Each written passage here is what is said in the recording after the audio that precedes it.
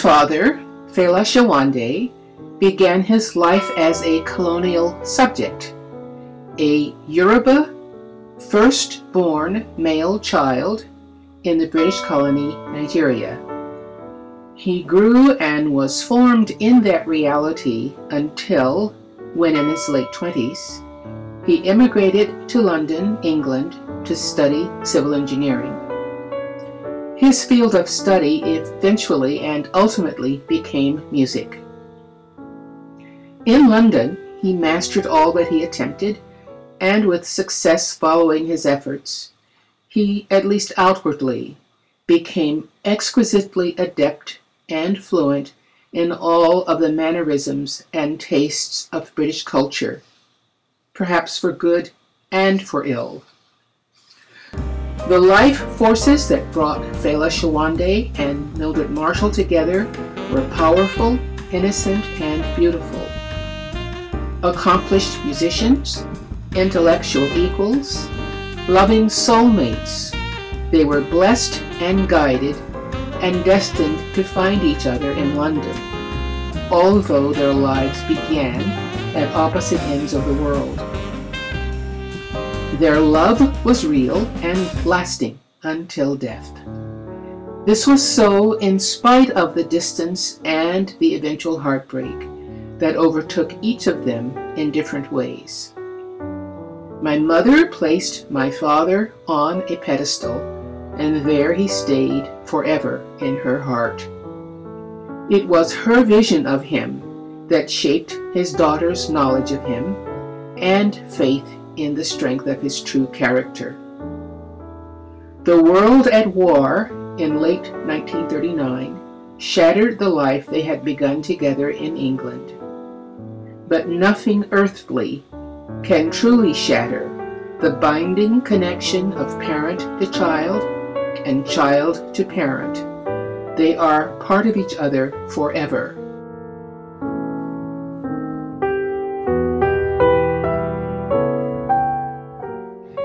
This book, A Death in Ohio, is both melodrama and mystery. It explores the perplexing reality that after the completion, recording, and successful publicity campaign surrounding the African Suite for Strings, recorded by Decca in London in 1955, that highly successful personal orchestral suite proved to be Fela Sowande's last known serious orchestral composition to see the light of day. Today, now in the public domain in the United Kingdom, it is in effect the centerpiece of his creative, musical, professional legacy and his personal legacy. It is also part of my legacy and the Sowande family's legacy.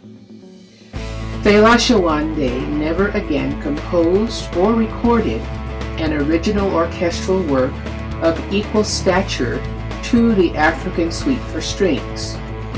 The folk symphony, commissioned in 1960 for the celebration of Nigeria's independence from Britain, is not commercially available, if available at all. A highly startling, troubling, and stunning fact that until now no one has examined. There is only deafening silence in places where there should be a vigorous effort to know what happened to my father and his music. What happened in England and later in the United States? What happened in Nigeria? What was the power switch that could turn the music off, change my father's personality, change my father's temperament, and alter the course of his life forever? What happened and why did it happen?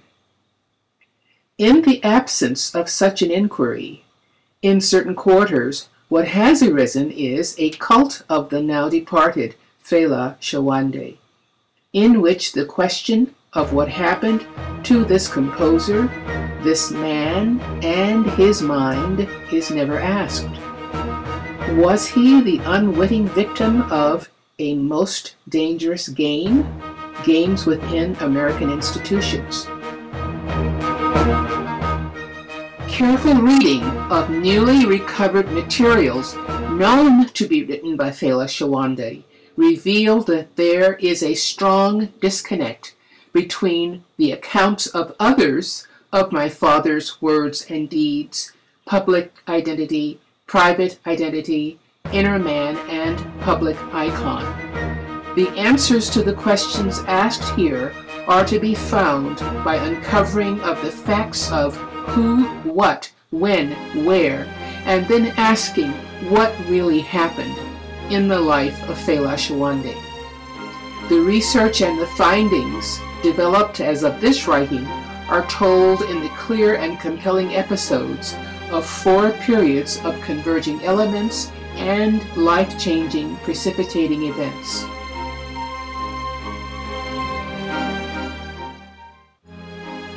This project has the capacity to connect the dots, legal, historic, theoretical, and finally put in motion ethical actions that are so badly needed, and efforts that can finally reveal the full truth about the last years of life and the death of my father, Fela Sowande. We need and want your participation.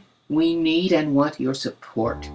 Please join us in our quest for answers and for justice. Thank you.